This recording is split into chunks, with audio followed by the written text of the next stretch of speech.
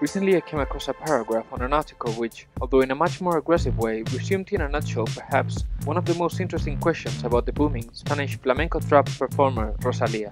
Quote, "Perhaps this is the big question around Rosalia, the imposted character of the esoteric part of El Mal Querer, her new album. However, when impact is sought for, quality is lost, and, like Cartier's diamonds, Rosalia is not pure. During the process, which lowers costs and allows it to reach the public, it loses its unique condition in pursuit of reproducibility. The singer is just another victim of a mass culture that engulfs any hint of originality in the marginal extremes of society and packages them in mass until they become a saleable product. In the case of Rosalia, a generational icon that uses symbols traditionally associated with flamenco to distinguish itself. What may surprise even more is the fact that these same words came from an author that, despite all, was willing to raise a defensive voice on the artist and the accusations poured over her.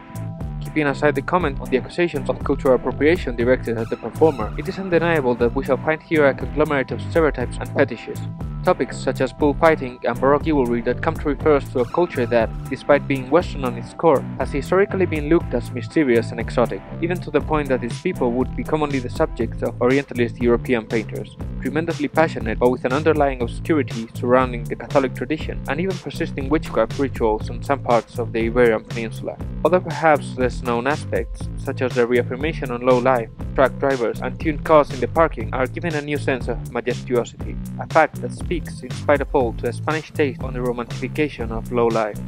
However, when commenting on the accusations of the performer purposefully using cultural items and symbols of gypsy culture as mere adornments, Nicolas Mendes from Canada Productions stated, quote, "Then let's talk about capitalism, which appropriates everything. You've got talent? Let me sell it. That's what it's all about. We're all in this." This phrase almost shouts an echo to another agent that came to the scene for his rendering of perceived fetishistic visions of his contemporary culture and the introduction of this into the market structures of contemporary art.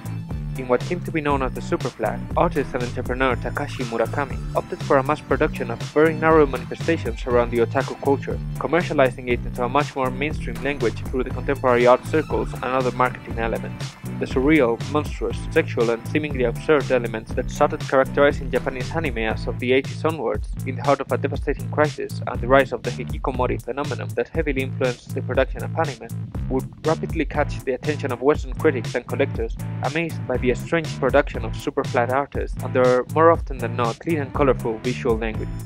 However, while Murakami did so in an attempt to poke fun at Western critics on their fetishization of Japan, or while Rosalia may purposefully alter those same stereotypes via the introduction of women in traditionally male-dominated spaces like the truck, they both can be framed in a similar way, having both reached the peak of what some authors term Glocalization, which refers to, quote, "the simultaneous occurrence of both universalizing and particularizing tendencies in contemporary social, political, and economic systems." Although the term was apparently first used in economic circles, this can also be applied to the cultural manifestations in which the global is ever more global just in its consumerist logic, while the outward facade, what we actually see, is presented as a hybrid of familiarity and strangeness.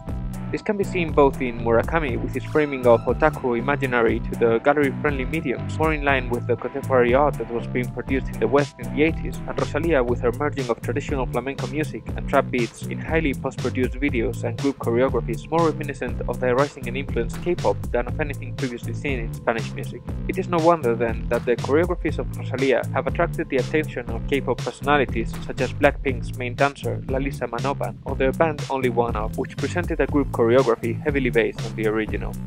Glocalism can be seen in many other places, like perhaps the availability of bubble tea, soups or tuna rice roll at a KFC restaurant in Shanghai, products that strike Westerners as it would be impossible to find them in European or American restaurants, in a situation in which what was thought of as global shows itself, once again, to be a glocal. The still present relevance and fame of Murakami and the Christian booming of Rosalia makes speak to a phenomenon global in its condition, that, while previously equated with a Western, mainly American, hegemony, progressively derives into a new condition of marketing strategies in which everything different mutates into sameness, and everything, if same, is the same in its difference.